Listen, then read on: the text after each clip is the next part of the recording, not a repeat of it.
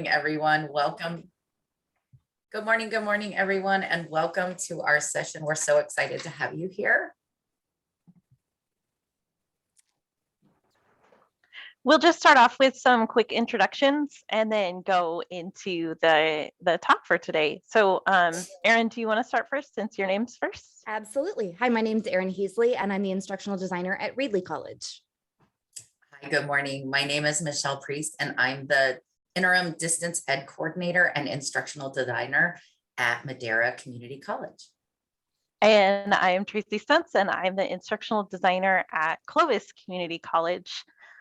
We do also have a fourth college. Our colleague Sue Yang wasn't able to make it today after all. But we wanted to talk first a little bit about our district. So we each work at a different community college in a district that's kind of a collection, right, of the colleges. And one thing that I kind of just wanted to highlight is just how like large and wide range our district really is. There's 4 full campuses, Madera, Clovis, Fresno City, and Reedley College, and a couple of centers that are working on becoming full colleges, and then a couple of separate like buildings that won't quite be centers or colleges yet, but are still used. So you can kind of see on the map here, we have way up at the top is our Oakhurst College. All the way down here is Reedley and Fresno and Clovis and Madera. So it's just a really interesting piece of our district to kind of set the stage for our talk today. So the district itself serves just over 68,000 students total. And they say the service size is the size of Connecticut. So with all these counties, Fresno County, Madera, Kings County, and Tulare County. And so it's quite a long, wide area, again, as I was saying. And a lot of our students just kind of choose to take a class at a college wherever they are in that moment. And so some students may live up in the mountains and take a class at Oakhurst, but when they're working in town, they might take another class at City College. So they might, they kind of just pick and choose their classes from where they are. And our part-time faculty are like that too. So I'll start talking about how we are helping faculty kind of move back to class at Clovis Community College. So in spring 2020, as everyone else probably experienced, we moved like 99.9% of our classes online in quite a quick time frame. Our district decided to shut down basically for 4 days to help the faculty have some time to migrate their classes over. And then starting that 5th day, everyone kind of just reopened the online.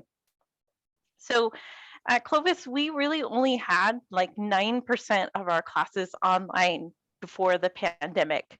And so it was a really big switch for us to move online. And there was a lot of involved in getting everybody up and finally going. But the last couple of semesters we have been kind of trickling back into in-person. This semester we're back about 50% on campus and 50% online still. And the college is trying to get closer back to that 9%.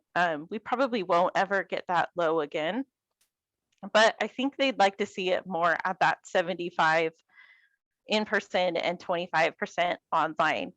But our students are not, they are enrolling for the online or for the hybrid type classes. So we're kind of trying to find that happy medium there. And so I wanted to talk a little bit about 3 kind of things that I'm doing to help faculty as they're coming back in person, and then with this idea that their classes are a little bit more web enhanced than they had been previously.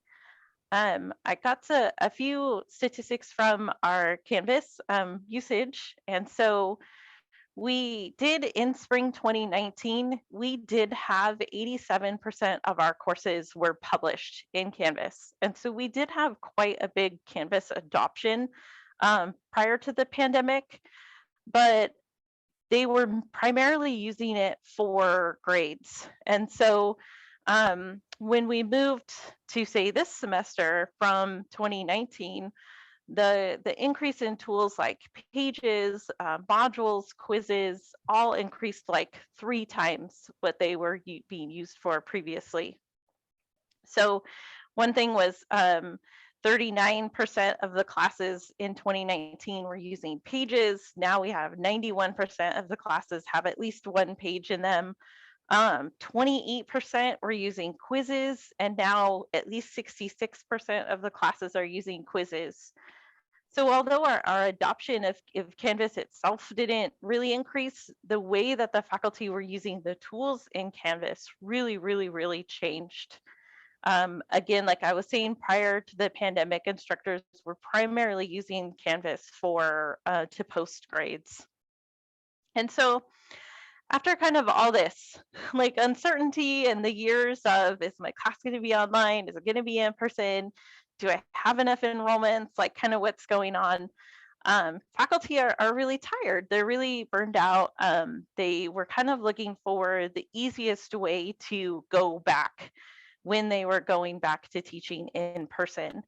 And so, but a lot of them also really liked the benefits of using the Canvas tools. So they really liked being able to have students submit online assignments and post, information in the modules and have a like a organizational style in their class that really made sense for students. So what I did, being the instructional designer here, is I kind of thought back to in 2019, in 2018, kind of who the power users for our Canvas were, and what types of things they were doing in Canvas for their in-person classes, their face-to-face classes. And so in looking at that and kind of thinking, those faculty were using online assignments. Some of them were using online online quizzes. Some of them were using groups. They would put their students in groups in Canvas, even though they would also be doing it in person in the classroom.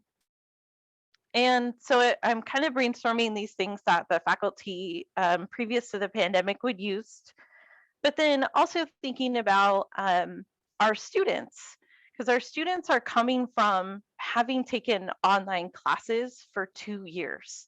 And so even in the high school, if they're coming here from high school, or if they've been here for a little while, or even if they're coming after having been away from college for a little while, what their expectations of an in-person class may have been a little bit different than previously, because they might not have had that experience at the college level, or even just in a little while.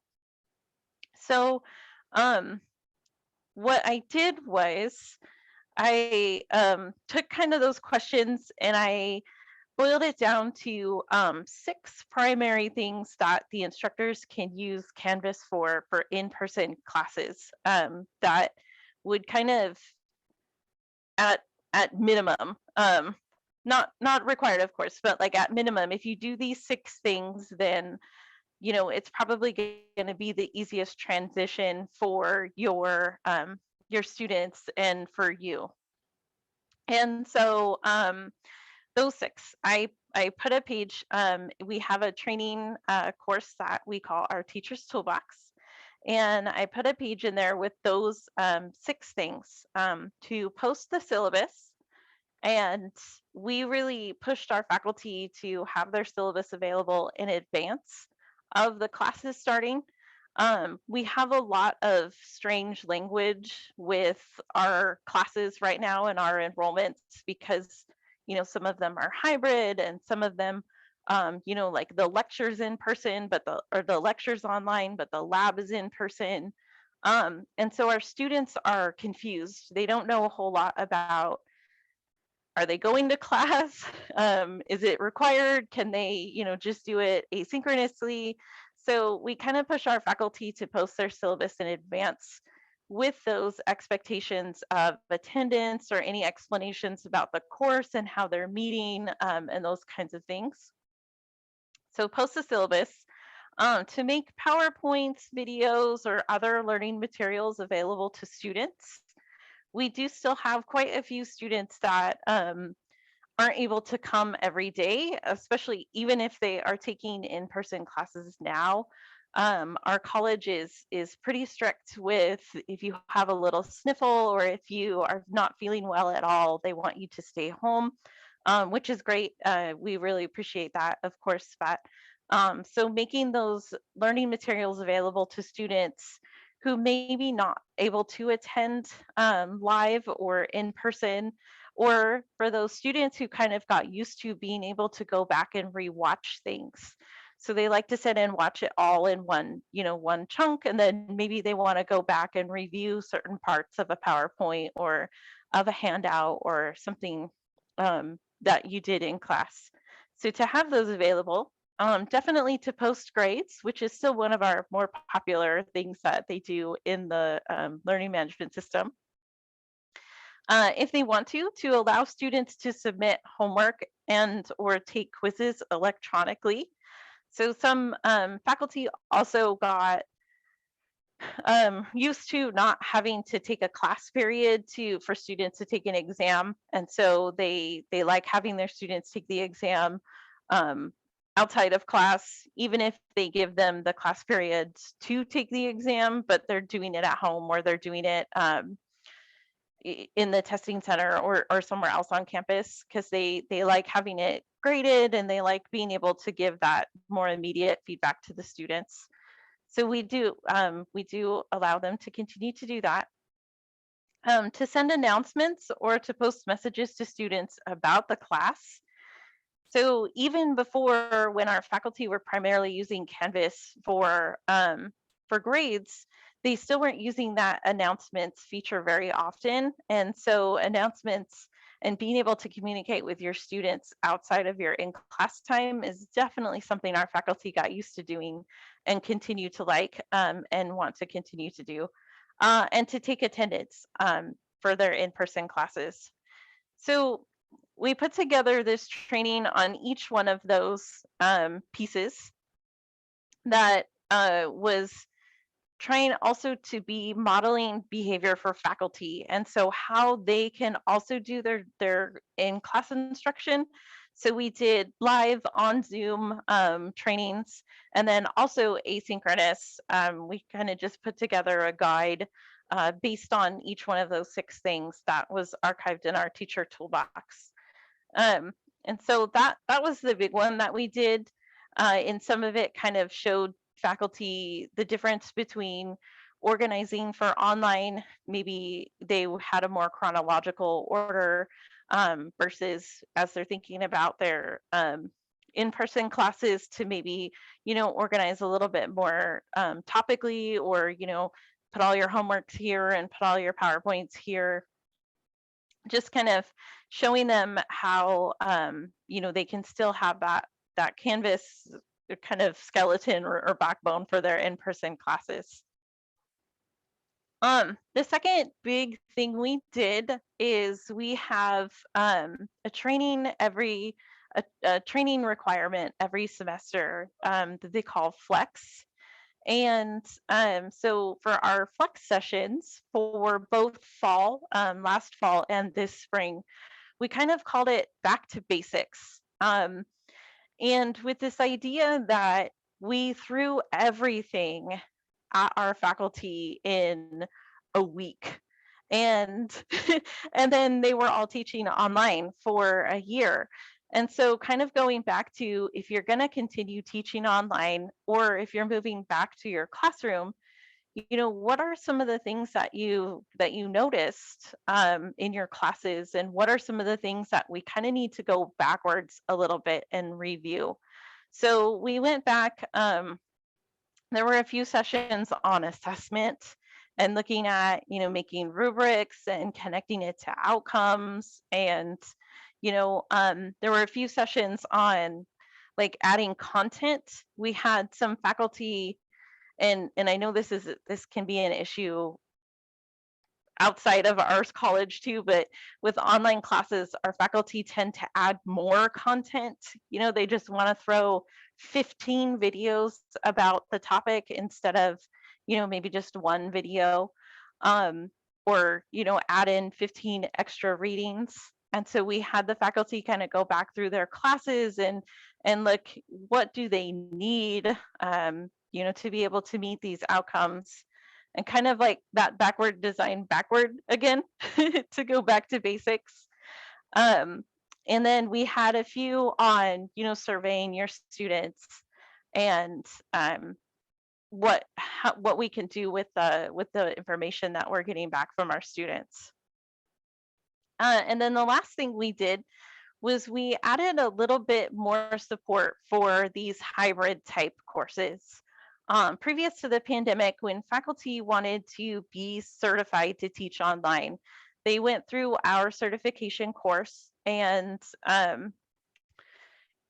but even if they were going to teach hybrid at the end, if they were teaching, say, like a lab class that needed to be in person, or like a public speaking class or something that required in-person components, they still had to design their course for the certification as if it were going to be online. Too many times our faculty thought that a hybrid class was an in-person class with a little bit of extra homework. And so we kind of built in this more support for these hybrid classes, knowing that there are some faculty that can never teach 100% online. They will be teaching hybrid. And so then how can we make our in-person part of our class really good, and then also our online part of our class really good? So just kind of focusing on how the online part still needs to have, interaction and assessment, and you still have to have presence and other kind of really good practices for teaching online. So those are three of the things that we did at Clovis to kind of help our faculty move back to teaching in person. And I will now toss it back to Michelle. Hi, so at Madera Community College, we focused as they returned back to the classroom.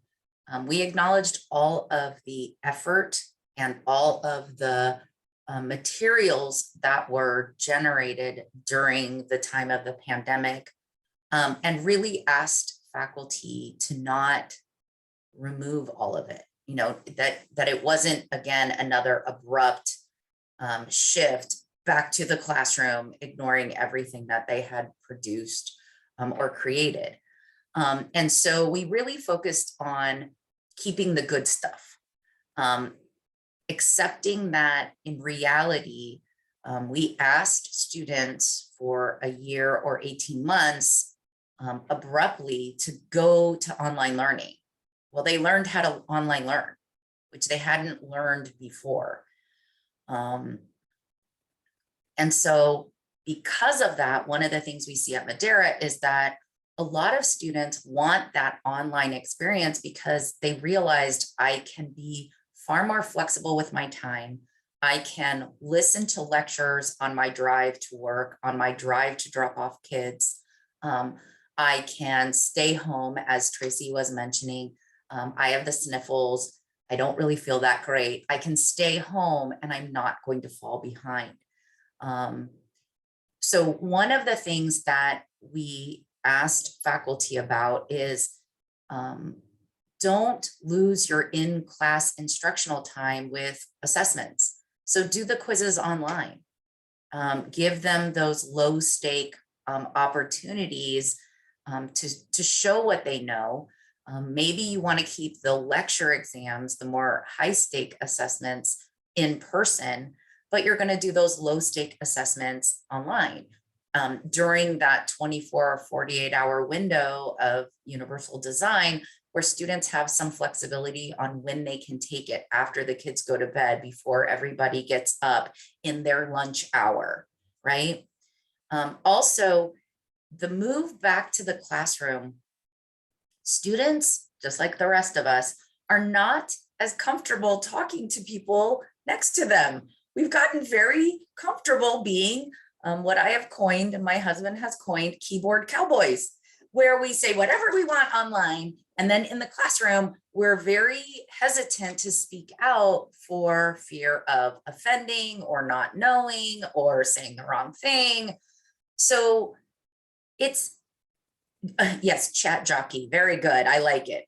But keep those online discussions. Those are places where students, especially your students who like to craft a really well thought out experience or comment, or students who are ESL, they can take the time to really read what is being asked of them. They can read from their peers and respond in ways that make them feel supported and part of the group, without having to worry about my accent, word form, grammar, all of those kinds of things. And so those online discussion boards are still great places to have those online instructions. I know that I also teach in the classroom as well, and it's been incredibly painful to ask a student, does anyone have any questions? What do you think about this topic? But I will tell you that what I've integrated in my face-to-face class is I have the chat running, and the students will chat their question, chat their comment, but they won't speak it. Because again, they've learned to be a keyboard cowboy, and that's a much safer environment, because I really don't know who Erin is in the room, because I don't make them necessarily put their last names. Submitting things online means that you can have them checked by Turnitin. You can ensure that what you turn in is appropriate. Is it on time? Again, it gives students some flexibility on when they turn in their assignment. We also said, hey, you made all these videos, so flip your classroom. One of the things, especially in the Central Valley of California, a lot of our students, and you don't lose work. Oh my God, don't lose work. No kidding. The dog didn't eat it, right? But we have a lot of students who are, low income minorities who may have no support at home. You could give them the best lecture and then give them an assignment that they have to do at home, and no one can help them. Now, at Madera, we have all kinds of online tutoring 24/7. We have lots and lots of support that they could go to, but students don't necessarily think of going to the online tutor as their first line. They're going to go to whomever is home. Can you help me do this assignment? No. And the student says, okay. And they stop. So flip your classroom. Have your students watch your videos, do that fantastic online lecture that you already produced. Have the students watch it online, then have them come back and work in small groups on the homework, on those level 2 questions where you're there to provide them the support, or their peers are there to provide them the support, so that they see that you are not the only savant of knowledge, that their peers are really good, and we help them better integrate back into talking with each other. And one of the things that we see in the business community is that we constantly hear about how these students don't know how to work in a team, a collaborative group. And so what we can do is help them navigate how to work in a group, how to be responsible to the group. We can also continue to provide all kinds of supplemental or support materials. You don't know how to do X, Y, and Z, and you're being asked to do that kind of material at home. Hey, here's a resource in case you get stuck. And that's exactly what I write in my class. I have a header in Canvas for each module that says, resources in case you get stuck. I use terminology and words that students will understand. And what I find is immediately after going to the homework, they're opening those pages so that they have that resource right there. And one of them is, here's the online tutor. In case you didn't know, we have online tutoring, right? So moving those large stake assessments back to the classroom, lab activities, right? For sciences, for nursing, all need to go back to the classroom. But one of the things that you need to realize, lab instructors, is that the students are not accustomed anymore to doing 3 hours of focused work. So you have to do 50 minutes of lab and then tell them to put their phones down, because we all know that being on your phone is not relaxing, and go take a walk and come back. You know, previous to the pandemic, we would say, okay, take breaks as you need them. Now you have to give them, because after 50 minutes, they're all dear. They're burnt, and they need to go outside, take a walk, take those kinds of things, and then have the conversations in class. I think one of the things we forget going back to the classroom is we say, okay, lesson 3, and we start right away. Just like we did, you know, when we talked about humanizing Zoom and having music as they walk in, having, you know, light integrative banter about what did you do this weekend? Are you tired? Anyone do anything, any fun? What's your favorite Disney movie? What's your favorite Disney song? All of those things build kind of a human structure within Zoom. Well, you have to do the same thing in the classroom. How was your weekend? Spending those 3 to 5 minutes at the beginning, asking them about their weekend, doesn't necessarily tell students that you can be 5 minutes late, but it tells them that you're a human and you're interested in them as humans too. So these are the kinds of things we built into Madera. And so it's really important that we keep the good stuff as we move and keep the best of in-classroom instruction, as well as all of those things that are amazing that we developed and learned how to do in the online environment. So I'm going to turn it over to Erin, who is at Reedley. Yes, I am. All right, beautiful. So Michelle and to all of you, my daughter is 19. She's graduating from Fresno City next month. And I know, I'm so proud. I'm so excited. And I have a captive audience, so y'all get to hear about it. No, but she likes to joke that like anyone with appropriate social skills right now clearly was not behaving appropriately during the pandemic. That if you know how to be a social human person, you broke rules. So when we can all acknowledge that we're all kind of a little robotically broken, I think it's helpful. And that's true for each other, for our peers, and also for our students, and knowing how to interact with our students. So I love the idea of kind of going back to the basics and then recouping. I also like to say that the pandemic kind of launched us forward like a decade in our understanding of what we can do with technology in our classroom, which is really, really exciting. But then as we think about going back into that physical space, it really is about taking with us the lessons we've learned and integrating those kind of into our physical face-to-face space. So if there's something specific that you are thinking about or dealing with that we haven't talked about yet, go ahead and drop it in the chat. We'll have time for questions at the end. Some of the exciting things that we're doing at Reedley, we really discovered, and it's been a passion of mine professionally for a long time, but we really discovered that instructors and students are really enjoying the video process. We use a video recording tool that auto captions and allows each video to be searchable at Reedley. And so if I record a 20-minute lecture, you can look up a specific word that I'm using, and it'll take you to a timestamp. And so our instructors got really savvy with their recording. And we started creating a ton of recorded material. And so when we think about going back into the face-to-face class, it really became a discussion of how can we leverage that video material in a way that is still beneficial to our students, but doesn't overwhelm them. Like Tracy was mentioning, we don't need 15 videos. And so we used some of our HERP funds and built a recording studio. So I have this space in Reedley. It's a fully enclosed space, and we have professional lighting. We have a green screen. There's video camera equipment. There are lapel mics and handheld mics, all kinds of fun fun gadgetry. And folks can schedule specific slot times to come in, and they book time in the studio.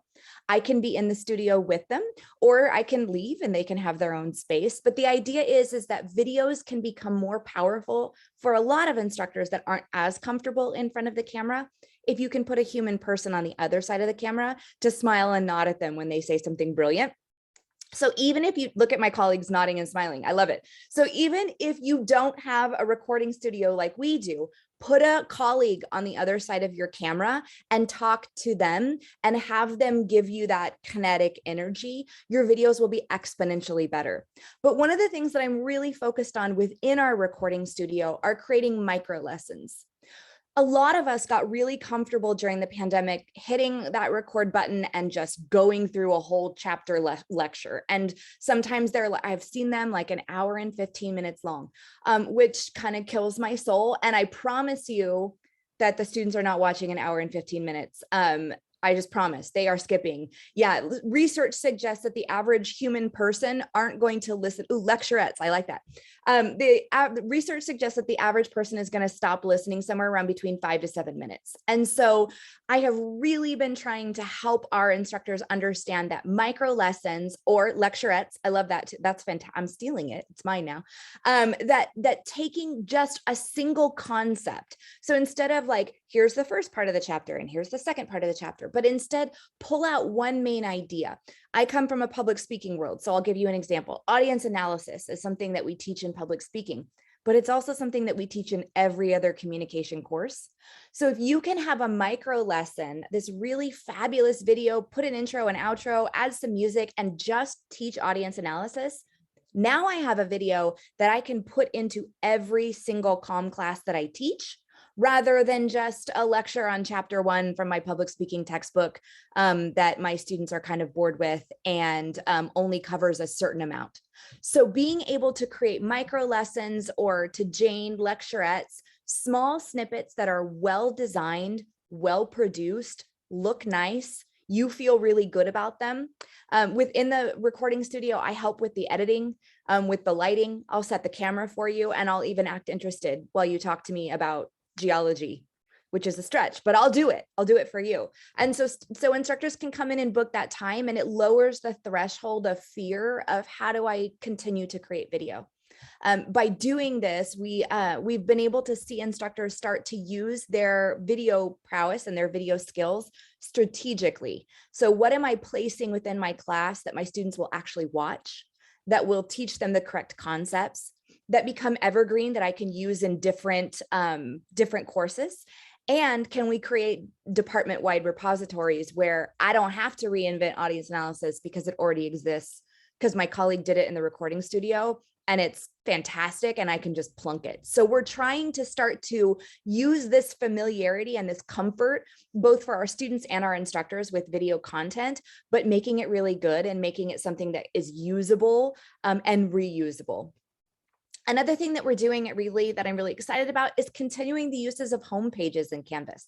So we've talked a lot about, and Tracy, I'm totally going to go to your teacher's toolbox and look at that list of 6 things and enjoy it. So thank you for that. But what can we keep in Canvas that we've been doing that is working really well? And one of the things that our instructors through their training really got good at was having home pages, pages that are welcoming, that tell you exactly where to go, a start here button, a picture of the instructor. It was part of our online course training that they understand that the impact of a homepage. And a homepage isn't just for an online course. A homepage is really a great way to welcome any face-to-face student.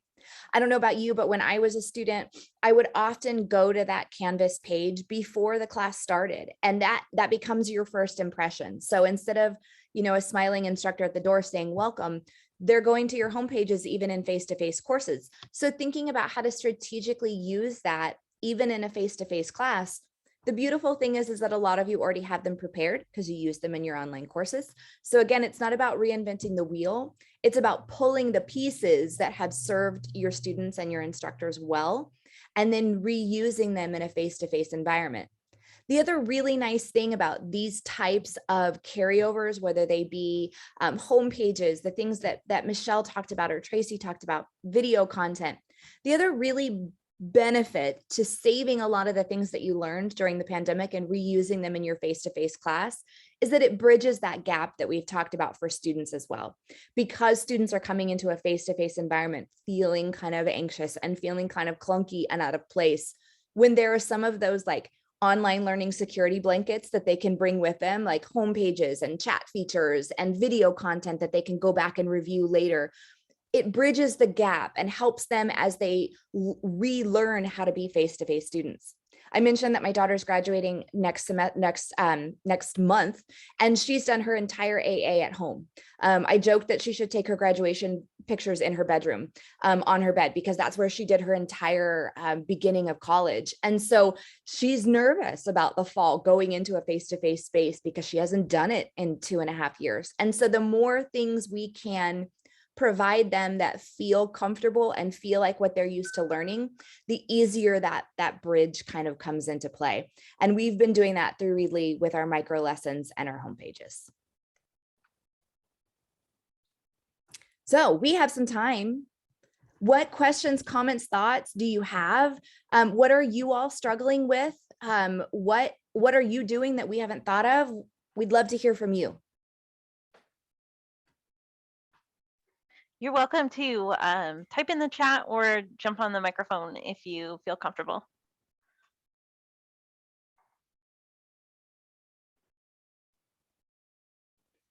This is when I say, I really think that Zoom needs like a music feature where you can like, right, like a music button at the bottom that's like people are thinking, or like thinking music or waiting music. I really think Zoom needs I'm going to write them. I think they need a little music button. I will tell you that Pandora has the Disney Channel, and they have all of the Disney music. I cannot tell you, you know, I've tried lots and lots of different kinds of entrance music.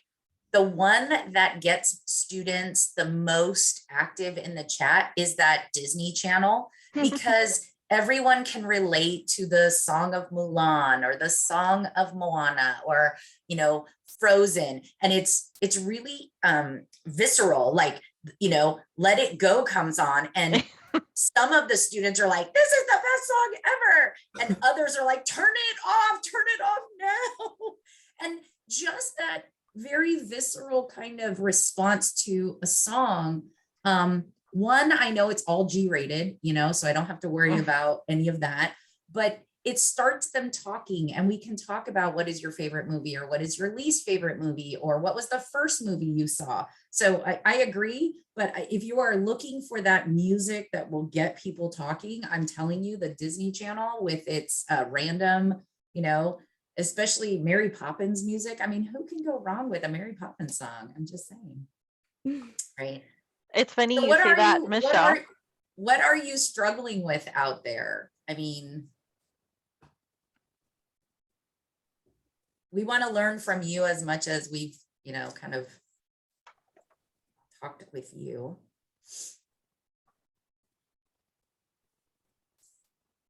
Right now we have the same.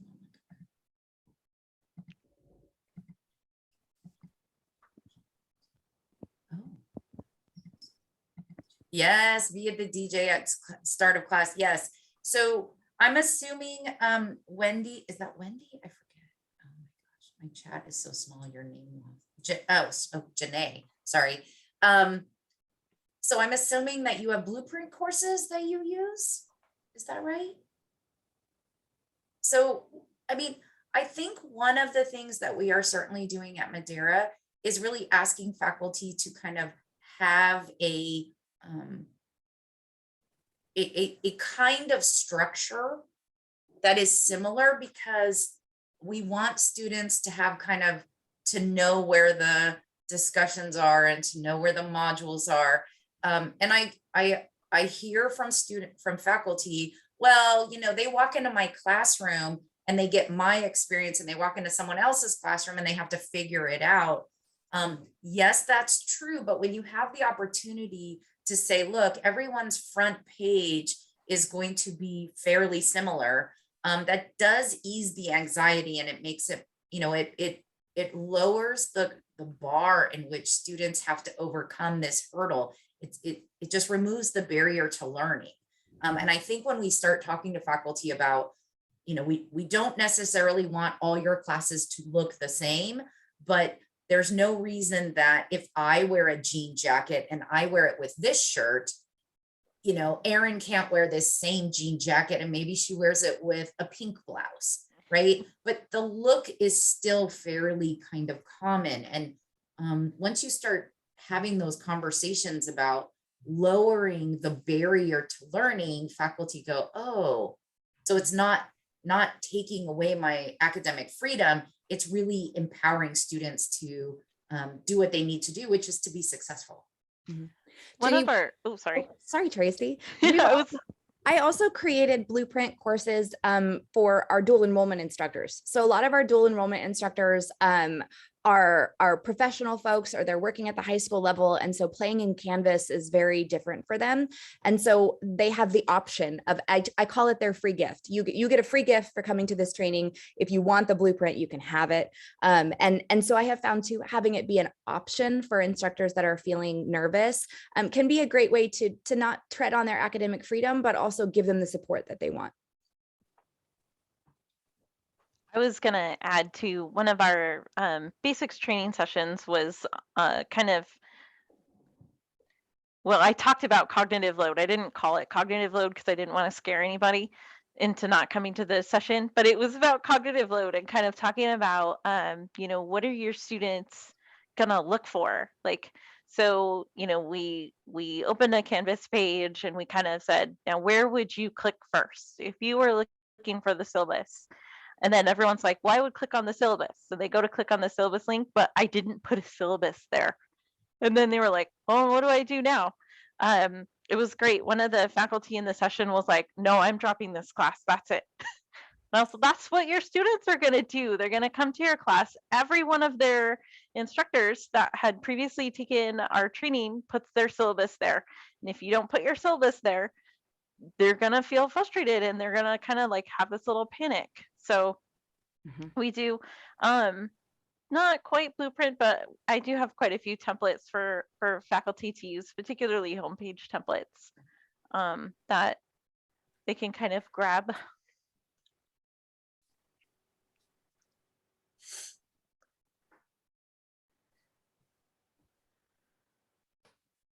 I love the stories of schools that had students help with the technology in the classrooms. We've heard the university in our area has been doing that for even before the pandemic. They had a tablet program and they had student workers kind of help with the technology in the classrooms. I don't know if we'll ever be that lucky, but I love hearing those stories about people that were able to do that. Mm-hmm.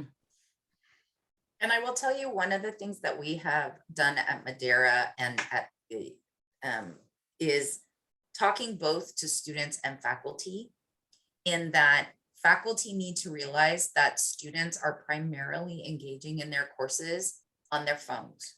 Yes. Mm-hmm. And so that looks and feels very different on a phone or an iPad than it does on a desktop or laptop computer.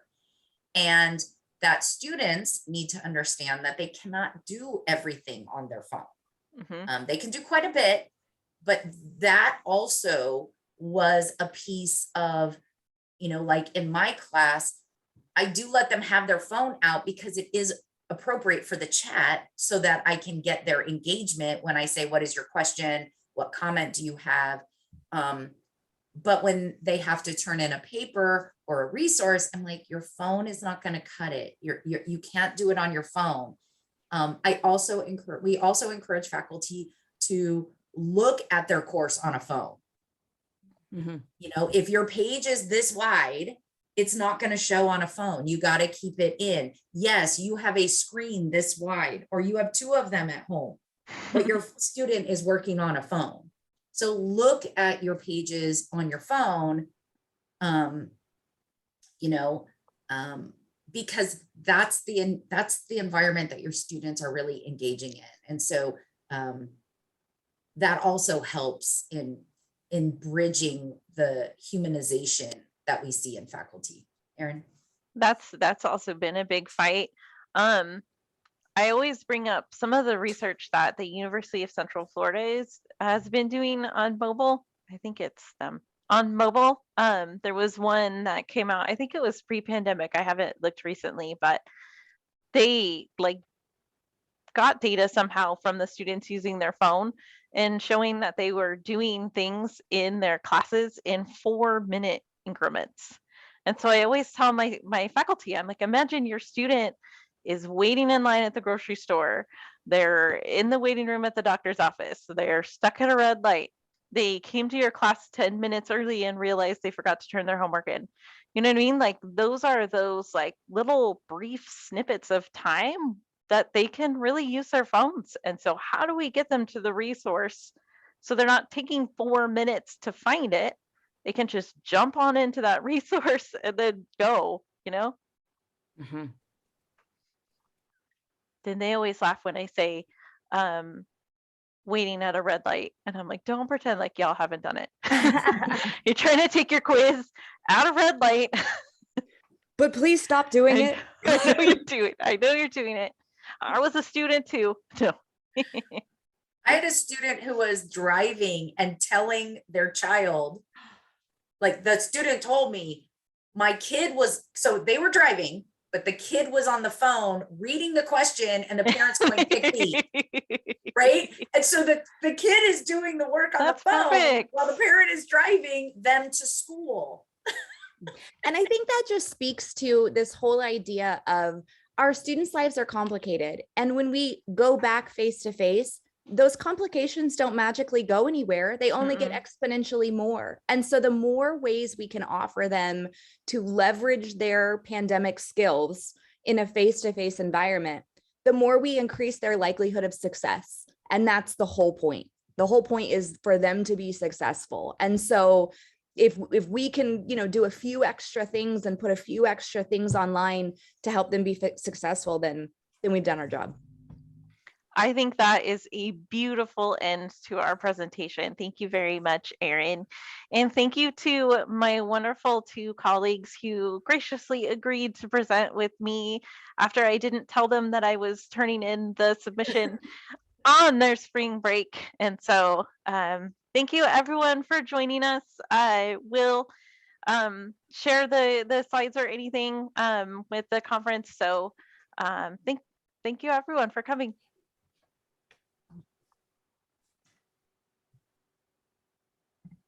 Thank you so much. This was just wonderful. Great job. And I love how comfortable and calming you are in presenting this. Thank you so much. It's like a big warm hug is what I got from this session. So thank you. It's that virtual hug piece of ID work. So yes, thank you so much. Well, I'm going to stop the recording, but if anybody has additional questions, you've got your wonderful people here for 2 more minutes before I close things down.